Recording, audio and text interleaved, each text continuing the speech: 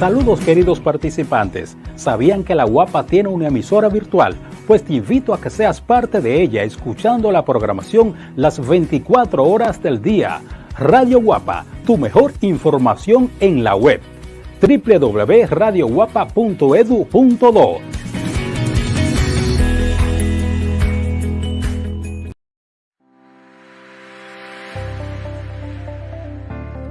¿Sabías que el entorno virtual de aprendizaje ha roto barreras espaciotemporales, ya que cualquier persona que cuente con un dispositivo electrónico y conexión a Internet puede formarse en una educación de calidad?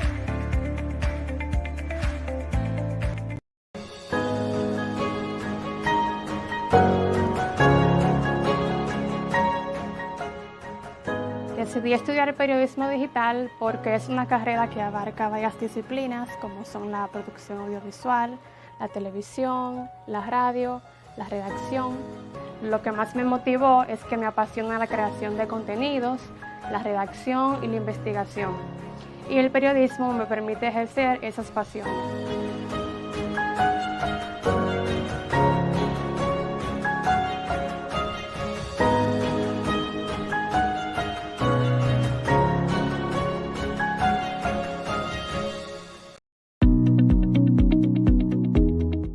Innotec, Observatorio para la Producción Científica e Innovación Tecnológica. Es una plataforma informática que tiene como finalidad gestionar el comportamiento de la actividad científica de la Universidad Abierta para Adultos. Metodológicamente, se rige por la norma española de vigilancia tecnológica, aplicándose el proceso de vigilancia para la búsqueda, captura, procesamiento y distribución de la información. Está desarrollado desde el punto de vista ingenieril, bajo una arquitectura modular y cuenta con 4 módulos esenciales. El módulo de producción científica visualiza los datos de la actividad científica mediante gráficos y porcentajes y tiene la particularidad de estar integrado con el repositorio académico institucional de la Guapa. Los indicadores métricos que se socializan son los siguientes. Productividad por tipos de publicación. Este indicador determina cómo se comportó la producción científica de acuerdo a la tipología documental. Artículos en revistas científicas, libros o capítulos de libros y ponencias de eventos. Productividad por autores. Este indicador identifica los autores más productivos de la universidad. Productividad por año. Este indicador determina la producción de trabajos determinando cuáles fueron los más productivos en un periodo de tiempo analizado.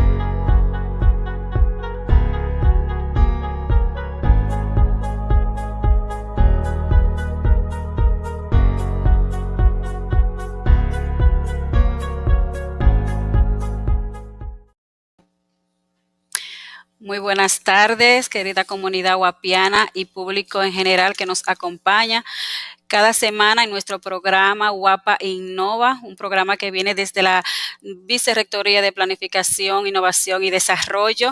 En el día de hoy tenemos un tema acorde a los tiempos, la transformación de la educación superior post-COVID. Esto con un invitado especial, un invitado que muchos de ustedes ya conocen, el señor Maynor Barriento desde Costa Rica. Bienvenido, Maynor. ¿Cómo está? Gracias, Guillermina. Pues un placer de nuevo estar en el programa con ustedes y felicitarlos también por este espacio y a las órdenes, Guillermina. Muchísimas gracias. Invitamos también a nuestra directora de Innovación, la doctora Karina Pérez a que se una con nosotros. Hola Karina, ¿cómo estás? Hola, gracias Guillermina, gracias Minor por estar aquí y responder siempre a nuestra invitación. No es la primera vez que participamos en un programa de radio, en Radio Guapa. Bueno, ya Minor conoce a nuestro Vicente. Hemos estado en programas relacionados con la formación en posgrado. También, bueno, Minor colabora con la Guapa desde hace un tiempo largo.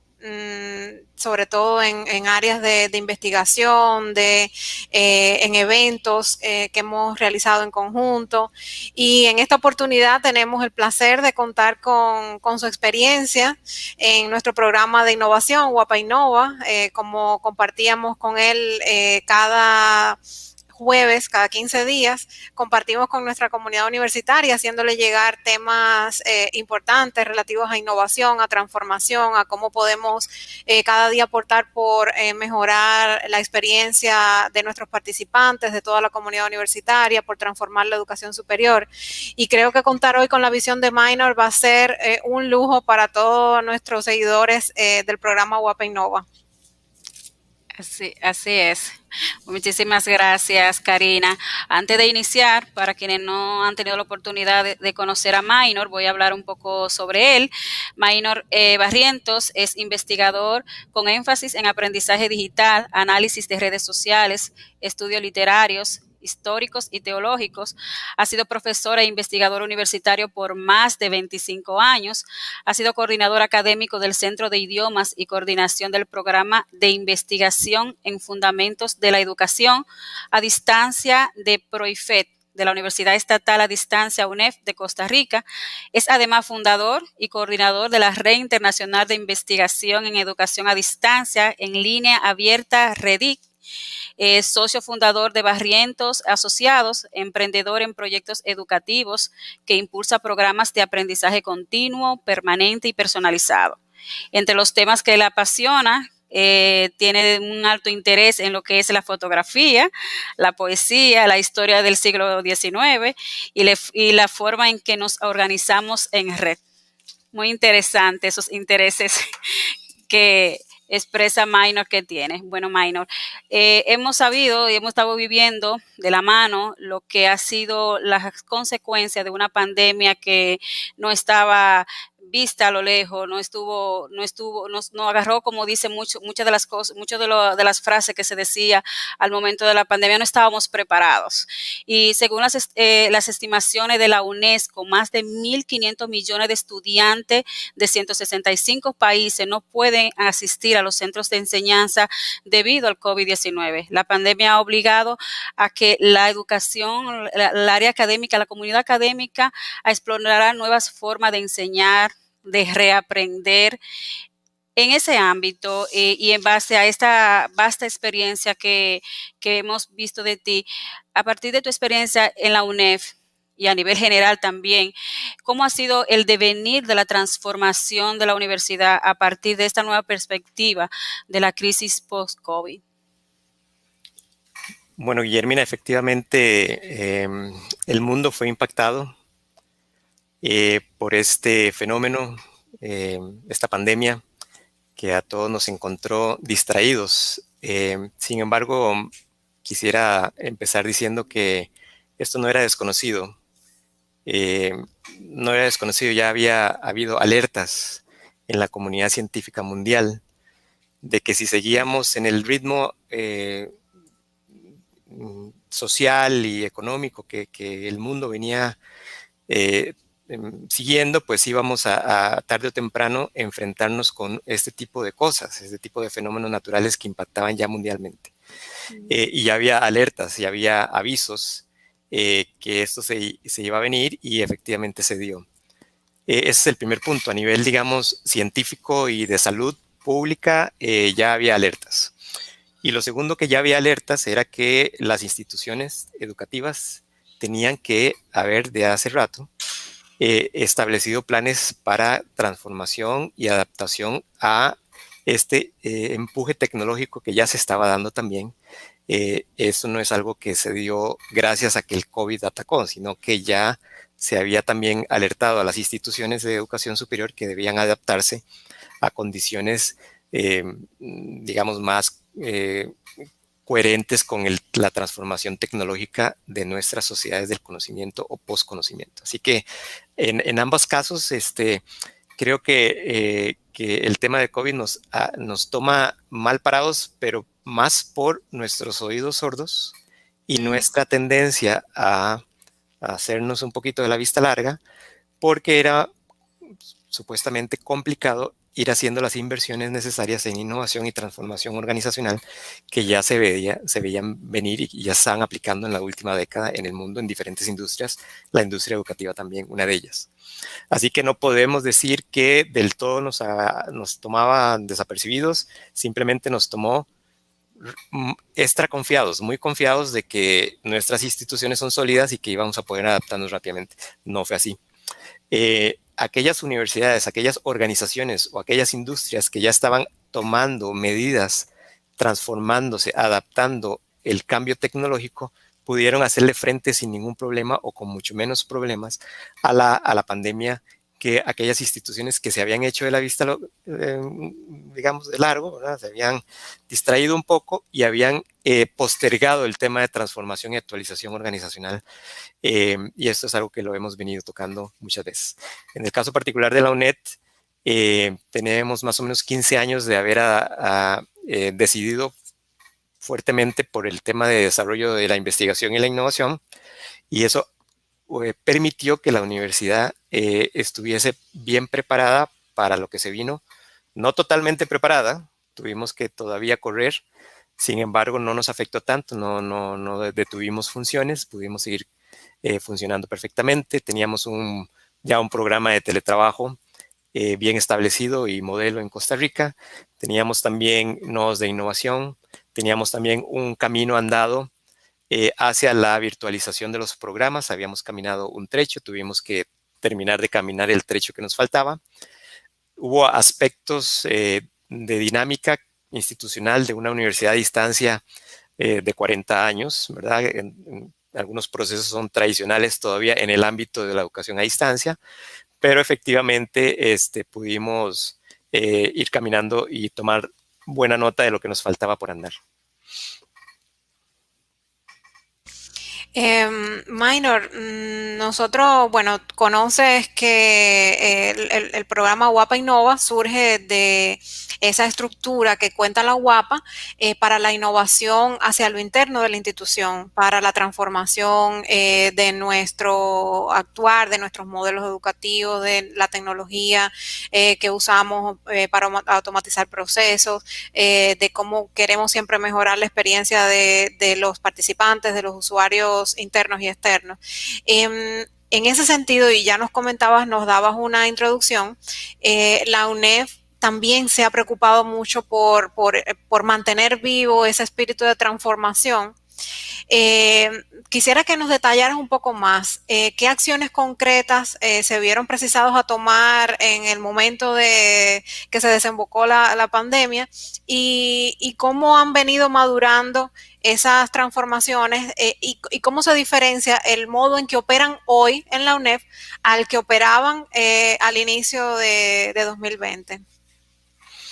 Sí, me parece muy importante la decisión que tomó la UAPA y me pareció muy importante, en su momento lo comenté, de que el proceso de innovación fuera primero hacia lo interno y después, obviamente, extenderlo hacia afuera, porque el proceso de innovación organizacional requiere de un análisis hacia adentro primero, una potencialidad hacia la innovación intraorganizacional, y eso fue una muy buena decisión por parte de la UAPA. Igual en la UNED, la UNED se ha caracterizado desde su fundación por preocuparse por estudiar su propio modelo educativo. Siempre la UNED ha mantenido instancias específicas de reflexión hacia su propio modelo educativo con el fin de que la UNED pudiera a lo largo de los años, y esto ha sido visionario, poder adaptarse rápidamente al cambio tecnológico, al cambio social, al cambio de las comunicaciones, y en eso pues hemos evolucionado al ritmo de los tiempos.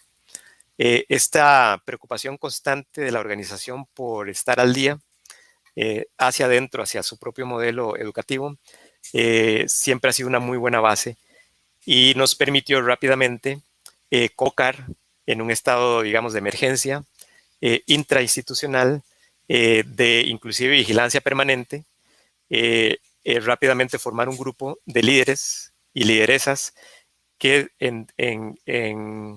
¿cómo se llama? En reunión permanente hicieron un comité de emergencia de alto nivel, coordinado desde el Consejo de Rectoría y el señor rector, don Rodrigo Arias, y rápidamente pudieron hacer una lista de contingencias que atender en ese momento. Además, el país como un todo reaccionó rápidamente al estado de emergencia y dio directrices específicas que las instituciones públicas debíamos atender, y eso también, esa coordinación a nivel nacional, permitió que este comité de estado de emergencia permanente pudiera también aplicar las políticas nacionales de emergencia y adaptarlas a las contingencias identificadas en la UNED. Yo creo que eso fue parte del éxito de la UNED, tener este comité de líderes y lideresas en permanente alerta, en reunión permanente para poder atender rápidamente la de emergencia. De ahí hacia abajo se convocaron a todas las fuerzas unedianas, cada uno en su campo de acción, y no solamente se pudo dar respuesta a esa lista de contingencias. Por ejemplo, la conectividad. Muchos estudiantes nuestros, a pesar de estar en un sistema a distancia, no estaban con las condiciones apropiadas para conectividad, para educación virtual del 100%, así que hubo una política específica para atención a esas poblaciones. La UNED también se ha caracterizado por ser una de las universidades más inclusivas que yo conozca, y ya teníamos programas específicos de atención a poblaciones vulnerables, así que fue rápidamente, se accionaron, se tomaron medidas presupuestarias para enfatizar esos programas y reforzar, por ejemplo, el programa de becas y atención socioeconómica a población mucho más vulnerable. Rápidamente también pudimos generar planes de contingencia en todos los centros universitarios, en la red de centros universitarios que tenemos, que en la mayoría de los casos se venían transformando y modernizando, así que hubo buena acogida en ese sentido. Y todos los centros de investigación y unidades académicas avanzadas y especializadas pusieron su conocimiento también al servicio de las unidades académicas que debían caminar un camino un poquito más largo.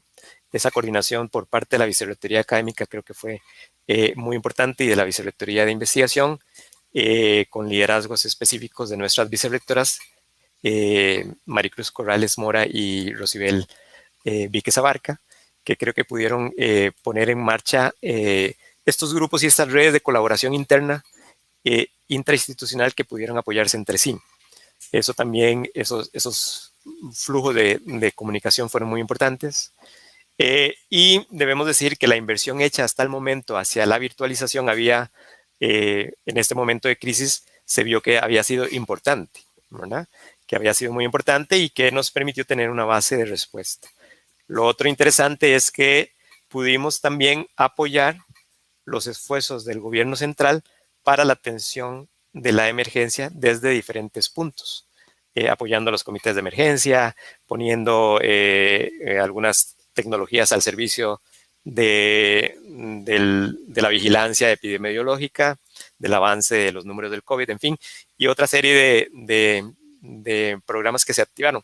Uno de los más importantes es el apoyo de la UNED hacia el Ministerio de Educación Pública para ayudar al proceso de emergencia de educación remota que tuvieron que implementar en el Ministerio de Educación a nivel de educación de primaria y secundaria, que ahí sí es cierto que el ministerio no estaba preparado, pero rápidamente, con la ayuda y la coordinación interinstitucional, pudieron poner en marcha un programa de educación remota que creo que fue bastante exitosa, considerando el hecho de que no estaban acostumbrados en el Ministerio de Educación a primaria y secundaria para tener educación remota masiva. Así que eso es más o menos, grosso modo, cómo pudimos atender rápidamente.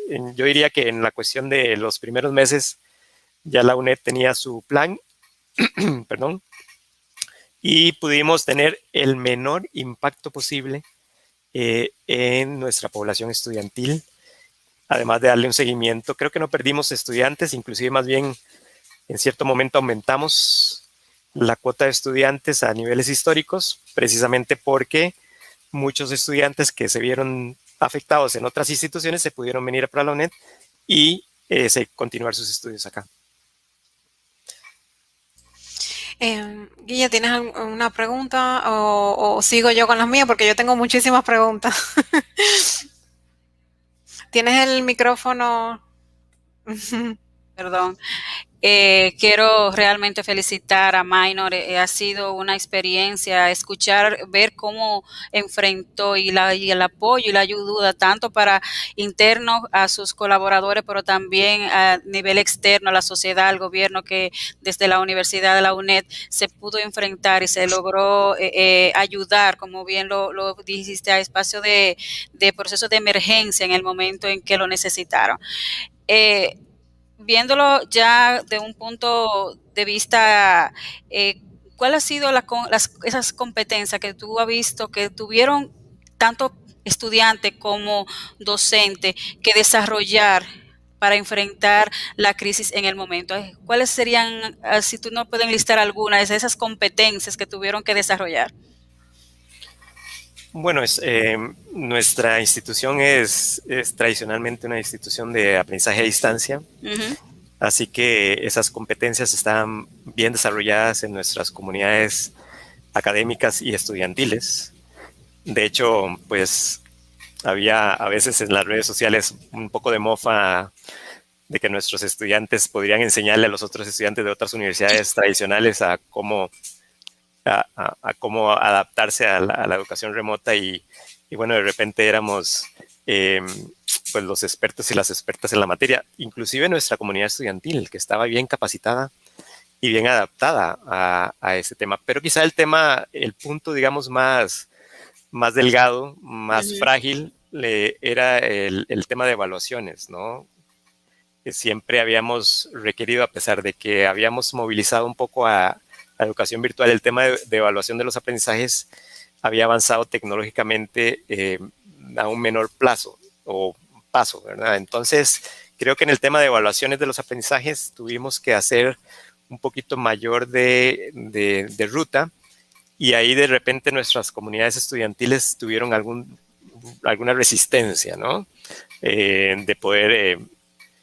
hay una cuota todavía de mecanismos de evaluación de aprendizajes que requiere de papel y lápiz, ¿no? En centros universitarios. Eso rápidamente tuvo que transformarse a una estrategia más online de la evaluación de los aprendizajes, y creo que ahí no estábamos todavía tan evolucionados como hubiésemos querido.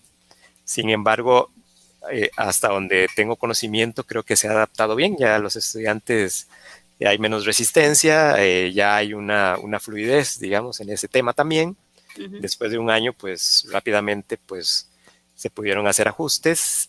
Sin embargo, yo pienso que es un tema que se podría mejorar todavía con ensayos o con estrategias un poquito más avanzadas de primer mundo, con un poco de proctoring o un poquito más de, ¿verdad?, ensayos de ese tipo, pero pues es algo que yo creo que ya nuestras autoridades habrán tomado buena nota y habrán ya trazado un plan para mejor adaptación de esos procesos.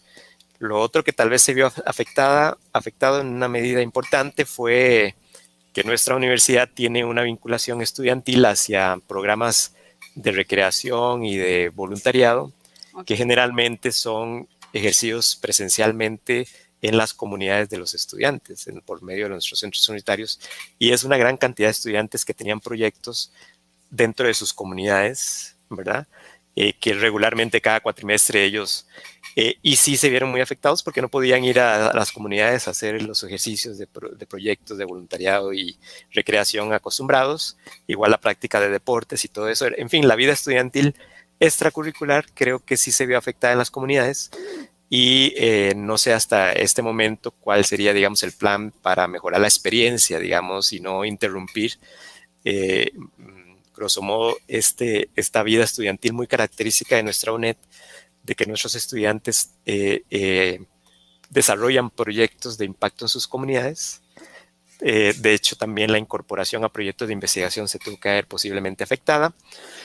Sin embargo, no creo que ya después de un año, yo creo que en este próximo año, que creo que vamos a mantener este ritmo, digamos, de contingencia, pues creo que vamos a poder ser más creativos e innovadores y poder incorporar de maneras más creativas a estudiantes o a comunidad estudiantil y como llaman ustedes, participante.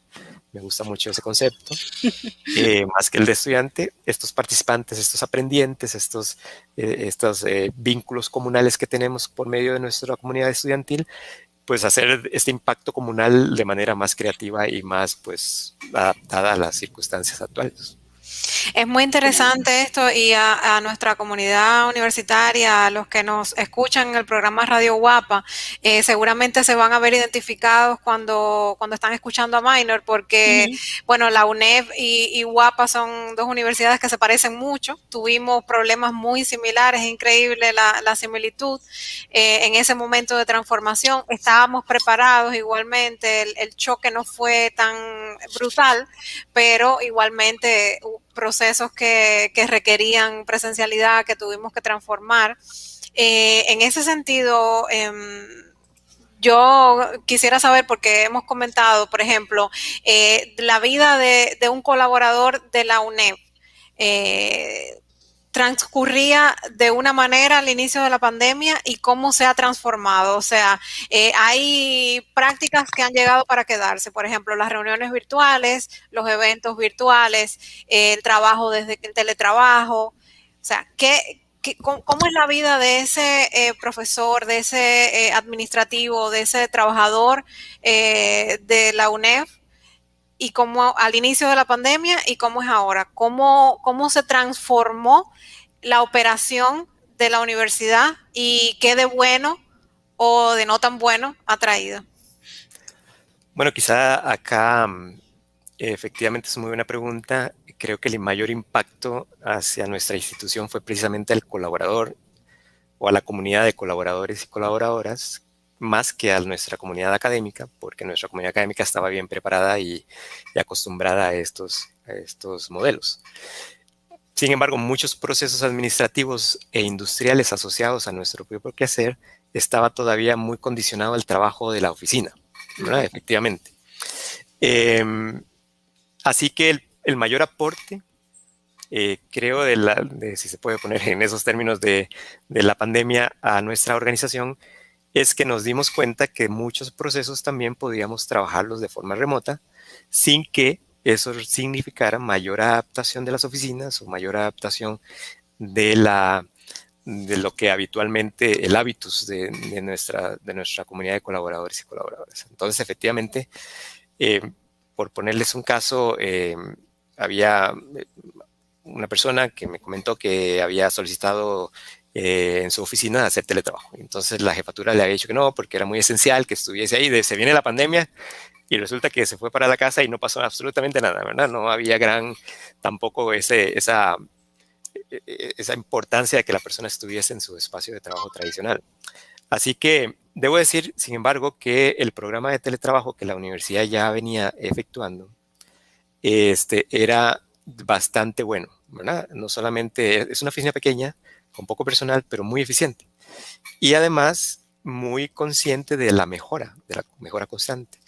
Así que el programa de teletrabajo, que había sido de repente inclusive referenciado a nivel nacional, probó que ese paso, esa decisión de la UNED de tener un programa de teletrabajo que de repente había atendido a un porcentaje menor de la población de colaboradores y colaboradoras, estaba bien preparado para la emergencia y que los procesos de teletrabajo para la UNED son connaturales a la organización propia, ¿verdad? Así que tuvimos relativamente, yo creo, poca resistencia y pocos problemas. Había de repente un poco la parte romántica de extrañar a los compañeros, de ver la dinámica de compartir, de vernos las caras, de decirnos lo mismo, hablar, bueno. Pero también es comprobado que la vida en este mundo cibernético, ¿verdad? También no está desprovista de afectos, de emociones, de amistades, de la posibilidad de congeniar, de entenderse, de generar lazos, como los que hemos hecho con nuestras redes, que es nuestra red, por ejemplo, que empezó a trabajar desde el 2017, siempre trabajó de forma remota. Coordinamos con N número de países, con N número de colaboradores, así que ya nosotros desde la oficina hacíamos trabajo remoto. Simplemente tuvimos que cambiar la arquitectura del espacio, ¿no? Pero la dinámica del trabajo siguió igual, por lo menos en centros de investigación y en centros académicos también. En las partes administrativas donde tal vez hubo mayor impacto. Tanto es así que ahora tenemos algunos espacios arquitectónicos que tendremos que repensar para sacarles provecho, ¿verdad? Porque a nivel administrativo y a nivel académico y de investigación no se están utilizando de la forma en que se venían utilizando. Así que podríamos ser creativos ahí. Creo que parte de la innovación de nuestras organizaciones es arquitectónica. Y parte también la transformación digital pasa por los espacios vitales, ¿verdad? Y por la incorporación del mundo real con el mundo virtual cada vez más. Así que el mundo de trabajo no está ajeno a eso. Así que pienso que si hay algo que nos enseñó la pandemia en la UNED y en muchas organizaciones es que la idea de atravesar la ciudad para venir a trabajar todos los días a un espacio arquitectónico específico para satisfacer un modo operandis tradicional del espacio de trabajo, pues ya en estos tiempos, pues también no nos tiene que dar miedo también enfrentarnos a una transformación. Es increíble lo que comentabas de las nuevas formas de relacionarnos y cómo la necesidad nos llevó a probar cosas nuevas. Por ejemplo, los eventos internacionales, que antes era un dolor de cabeza organizar un evento internacional con conferencistas moviéndose de un país a otro, colaboraciones que a veces era tan sencillo como enviar un correo o compartir un número de teléfono y lograr una colaboración en un proyecto o en una investigación, y que creíamos que si no estábamos presencialmente uno frente a otro no se iba a dar, y en esta nueva normalidad es como que nos han tirado a la piscina y hemos aprendido a nadar, y esa práctica ha sido, yo encuentro que sumamente enriquecedora, y como que hemos abierto los ojos a una nueva realidad. Bueno, en este sentido, yo sé que hablando de proyectos y de colaboraciones y de poder hacer cosas juntos, aunque estemos alejados, nosotros en innovación tenemos una red de colaboración en temas de innovación abierta, ya hemos conversado al respecto, en las que podemos explotar y explorar esas problemáticas comunes, que ya veo que la UNED y UAPA, por ejemplo, tienen problemáticas comunes, y trabajar de manera colaborativa. Sé que, por ejemplo, ustedes han trabajado y están queriendo trabajar como línea de innovación las microcertificaciones, la internacionalización de la educación.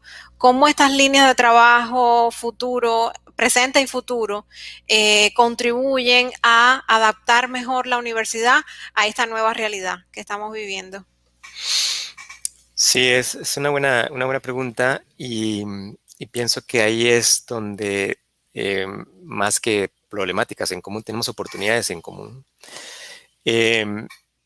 Y quisiera hacer tal vez 3 acotaciones. Uno, que si algo demostró también esta pandemia es que podemos reconfigurar la forma en que pensamos o entendemos la solidaridad.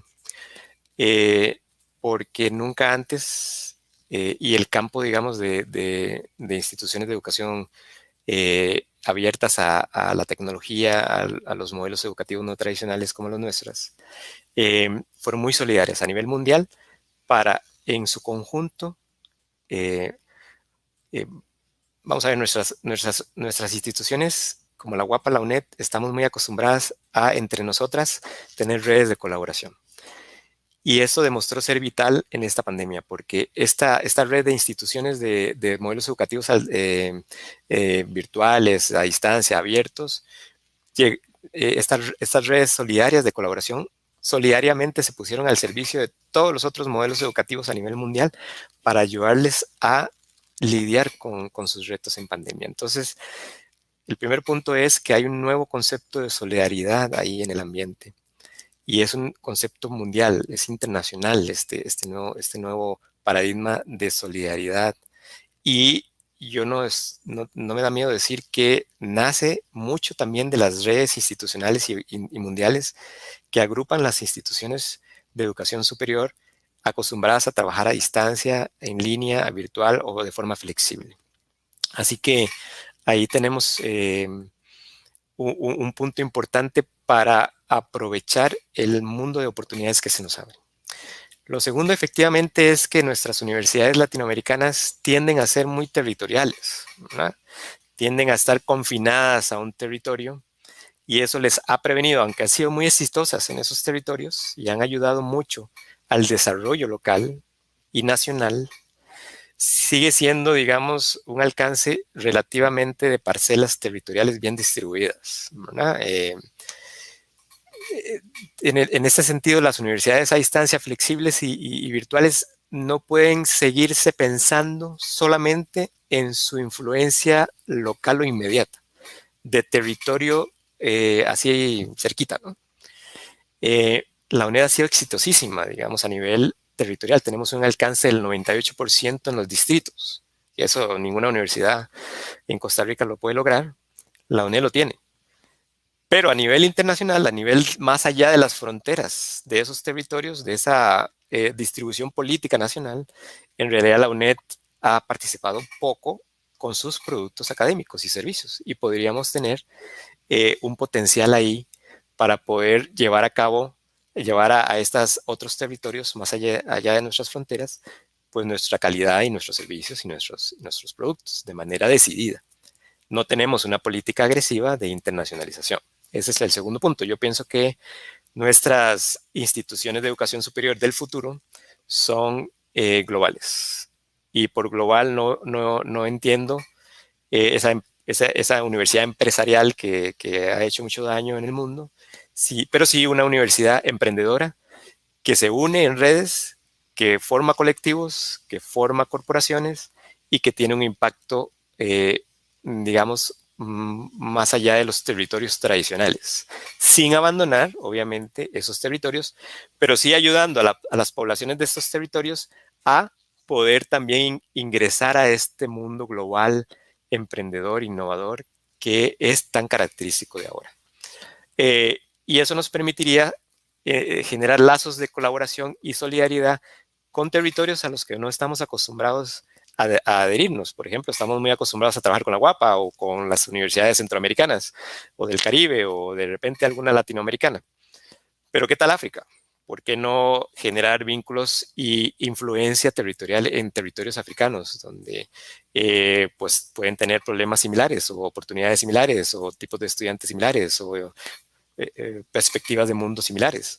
¿Por qué no con Asia? ¿Por qué no con Oceanía? ¿Por qué no unirnos e ir a impactar realmente, por ejemplo, el territorio haitiano con la potencialidad que puede tener UAPA, UNED juntos? En un territorio neutral como puede ser Haití o puede ser el Triángulo Norte Centroamericano, ¿verdad? Con el problema de la migración. Pero ¿por qué quedarnos ahí? ¿Por qué no el sureste de México, que es tan afín al territorio centroamericano, mesoamericano? ¿Y por qué no explotar las raíces que tenemos en conjunto con el territorio, digamos, de este cultural, antropológico intermedio entre Colombia, Venezuela y Costa Rica, que somos el puente, digamos, de tradiciones milenarias entre el sur y el norte?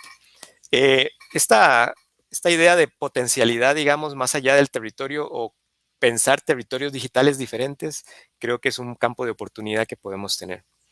Y lo tercero que debemos decir es que efectivamente tenemos que repensar nuestros públicos, nuestros participantes, nuestros beneficiarios. Y creo que el tema de microcredenciales, tomando en cuenta siempre esta expectativa de expansión hacia el contexto internacional más global, creo que podría ser un mecanismo que nos facilite no solamente poner productos y servicios con doble sello, o triple o 4 sellos, los que den el apoyo a la microcredencial, sino también que podría ayudarnos a movilizar a a mayor cantidad de gente de sectores de educación informal o no superior a modelos de educación técnica especializada y superior de una manera más transversal y más extraterritorial. De manera tal que, por ejemplo, pues una persona que estudia con nosotros, digamos, una microcredencial con la UAPA y la UNED pueda ir a trabajar a Argentina sin ningún problema porque está totalmente capacitado para integrarse a modelos sociales y de problemática en Argentina y solucionar ahí, y migrar y ser exitoso. O traer a nuestros territorios personas que pueden venir a enriquecer culturalmente y profesionalmente nuestros territorios. La microcredencial, creo, y hemos estado haciendo algunos programas, entrevistas, y esto es una premisa que comparto con nuestros amigos y amigas de la UAPA. Estamos pensando en lanzar un programa de podcast con temas de frontera, y el primer tema que estamos desarrollando con expertos mundiales es el tema de microcredenciales. Hemos trabajado entrevistas con expertos y expertas de Irlanda, Perú,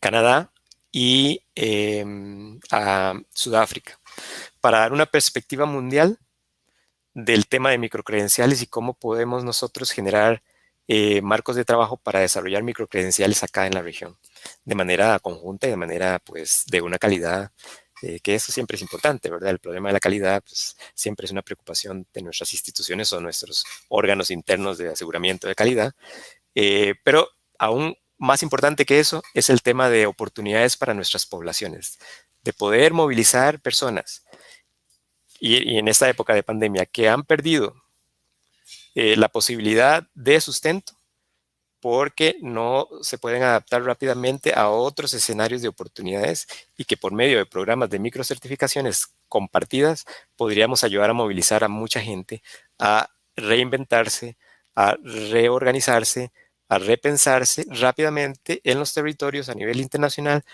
y que pudiera después esas personas, ya cuando ya hoy hayan estabilizado otra vez sus situaciones personales, pues que puedan estudiar a nivel superior en nuestras instituciones. Minor, y es que el futuro del trabajo es tan cambiante que yo creo que las microcertificaciones van a venir a aportar ese elemento de evolución y ágil que van a requerir nuestras sociedades para adaptarse a esos cambios, porque por supuesto esos cambios van a impactar las formas en las que las profesiones se desempeñan, los profesionales se desempeñan, pero muchas veces va a ser tan ágil que no va a poder ser, esas necesidades no van a poder ser cubiertas con una carrera de 4 años. Entonces, las microcertificaciones, y bueno, sé que el éxito lo tienen garantizado porque están pensando en esto de manera seria, con una guía sistemática que permita lograr introducir esas prácticas a la realidad de la universidad, y nos encantaría, como ya habíamos conversado, pues seguir colaborando en torno a ese y otros temas. Y no sé si Guillermina o tenemos alguna pregunta del público. Yo tengo una última pregunta con la que quisiera terminar. No sé si hay alguna pregunta antes de la última. Yo tenía una pregunta para Maino, pero él me la contestó.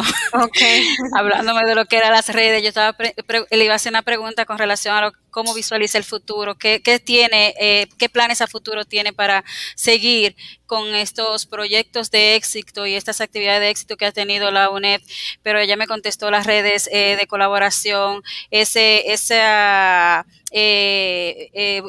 pensar en un público nuevo con los microcredenciales, la oportunidad, buscar las oportunidades a la población que quedaron sin empleo, que por la pandemia su empleo fue totalmente eliminado porque ya no lo puede ejercer. Voy a pasar con tu pregunta y luego vamos a pasar con unas experiencias, unas palabras que han escrito inclusive personas de Costa Rica que están viendo el programa. Bueno, yo vi un mensaje en portugués, yo no puedo leer. Ok. Si Minor sabe portugués, Si que Minor Minor lo sabe. Bueno, yo tengo una última Como pregunta. saber, no, pero... Pero te puedes atrever, al menos. Minor, yo tengo una última pregunta que tiene que ver, bueno, reflexionaba con la respuesta que dice a nuestra primera interrogante, cuando decías que las advertencias estaban de que el peligro de una pandemia podía estar presente y que no hicimos caso a esas advertencias y no nos preparamos lo suficiente.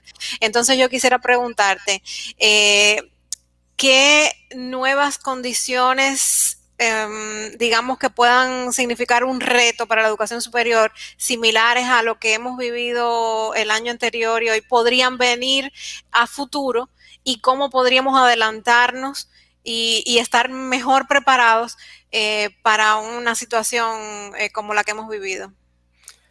Bueno, como siempre en el contexto latinoamericano, pues desgraciadamente los malos gobiernos estamos teniendo crisis de liderazgo en gobiernos latinoamericanos, ¿verdad? La corrupción tiene niveles importantes, el narcotráfico y las redes de narcotráfico están dañando terriblemente nuestras poblaciones. No puede ser los niveles de pobreza que podemos ver en Centroamérica. Los malos gobiernos son una advertencia de que los tiempos para las universidades pueden complicarse y eso debe ponernos las barbas en remojo en toda la región latinoamericana. El hecho de la precarización de la labor académica, que es algo que hemos señalado, es un aviso. Cada vez más es más difícil para los intelectuales y académicas e intelectuales de Latinoamérica poder generar una estabilidad de trabajo que les permita hacer mejores aportes de mucho mayor pertinencia. Eso es una advertencia. Los procesos de precarización de la función de los académicos, académicas e intelectuales latinoamericanos, hay que ponerle atención a eso. Y las universidades no están haciendo suficientes esfuerzos para repensarse, para replantear la forma en que se vinculan con los académicos y profesionales para mejor estabilidad laboral y mejores condiciones de trabajo. Al contrario, creo que están cayendo en la trampa de permitir la precarización cada vez más. Creo que debemos tener una tarea importante para repensar los roles que tienen los académicos y las académicas intelectuales en el futuro de la educación de nuestros países. No podemos seguir protegiendo roles o actividades tradicionales que son incompatibles con la transformación tecnológica de la sociedad actual. Eso es una llamada de atención.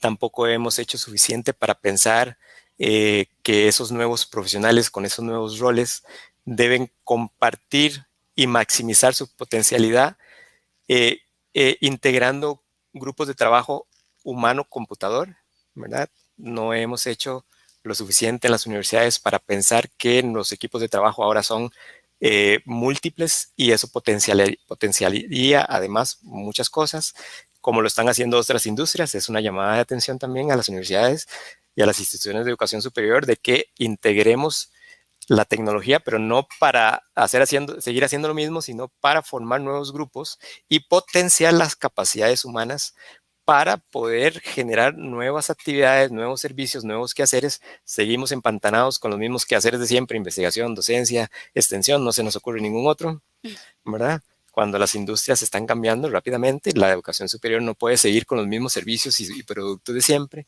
Seguimos empecinados en tener maestrías, doctorados, licenciaturas. Esos son títulos que pertenecen a otras épocas.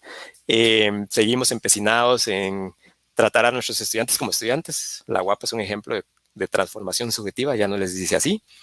Eso les permitiría pensar a ese colaborador que es un participante de los servicios y productos de la universidad de forma diferente. Aquí seguimos pensando que seguimos subjetivizando la figura del sujeto estudiante, del sujeto profesor, del sujeto investigador, de todas esas categorías que no son compatibles con los avances tecnológicos y la transformación social del momento.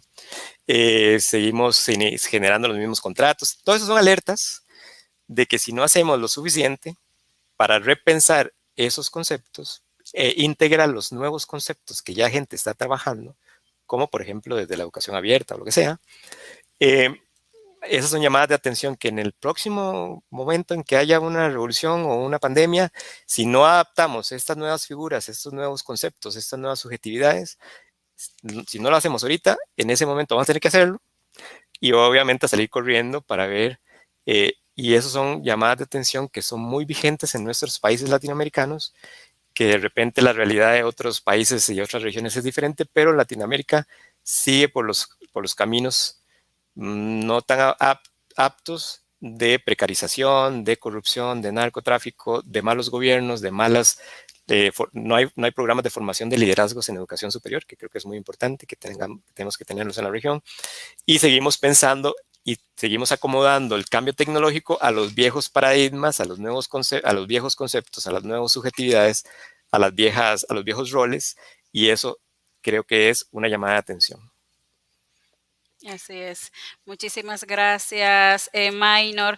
Y aprovecho para leer un comentario de un seguidor de la plataforma Radio Guapa en Facebook, señor Antonio Lizardo. Excelente enfoque. Saludo a la gente bella de esta ponencia y un gran abrazo a la gente bella de Costa Rica. Exquisita iniciativa de la Guapa y de la UNED. Gracias por sus brillantes aportes. Antes de pasar con Karina y el cierre, Maynor, quiero darte las gracias. O otra persona, vamos a aprovechar porque están expresando un saludo especial desde Costa Rica. Gracias, Maynor, por exponer la experiencia de la UNED con éxito. Carol Ramírez Chinchilla. Ahí, Carol, que después me escriba por debajo que si me equivoqué en algo o dije algo que no debía, pues ella está más centrada también porque ha estado también en el frente. También un saludo a Adriana, que creo que mandó un saludo a Adriana Cascante del Observatorio Estudiantil UNED. Un saludo a Antonio, que creo que hemos tenido también intercambios ahí por WhatsApp y creo que también hemos coincidido en algunos espacios, siempre él muy atento siguiendo pues nuestras participaciones allá en Guapa. Pues tenemos que seguir invitando a personas de la red. Sí, Guapa Innova hoy tiene audiencia internacional, Karina. Así es, excelente. Maynor, pues como siempre, tu visión es muy importante, ha sido y es muy importante para esclarecer el pensamiento estratégico, conocer otras experiencias, poder analizarnos y ver cuánto nos falta por trabajar. Sé que la comunidad universitaria, todos los colaboradores y miembros de la comunidad que siguen Guapa Innova han agradecido muchísimo tus reflexiones y siempre nos aporta una nueva luz a ese trabajo que venimos haciendo y que continuaremos haciendo para ir transformándonos y que no nos cojan nuevas crisis de improviso. Así es. Bueno, muchísimas gracias, Karina. Muchas gracias, Maynor. Queda invitado para otro programa, queda abierta la invitación. Por último, vamos a dejar un mensaje de Giselle Gómez, creo que fue Vicente. Giselle Gómez, saludo, un tema muy, muy excelente. Yo acabo de graduarme de esa universidad y excelente maestro en la Guapa, una egresada de nuestra Guapa orgullosa. Bueno, pues muchísimas gracias. Gracias, Vicente, por siempre tu apoyo cada semana. Guapa Innova. Bendiciones. Y a ustedes les dejamos esta feliz tarde y les exhortamos a vernos en la próxima entrega de Guapa Innova. Feliz tarde a todos. Gracias. Bye, bye, Maynor.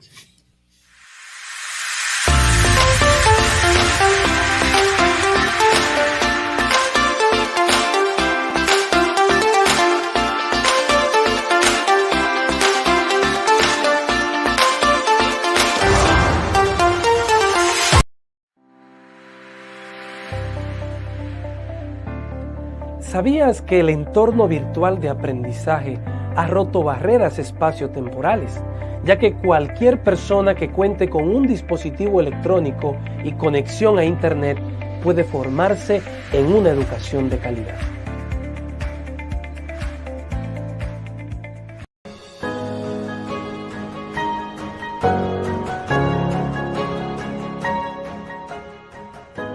Decidí estudiar periodismo digital porque es una carrera que abarca varias disciplinas como son la producción audiovisual, la televisión, la radio, la redacción. Lo que más me motivó es que me apasiona la creación de contenidos, la redacción y la investigación. Y el periodismo me permite ejercer esas pasiones.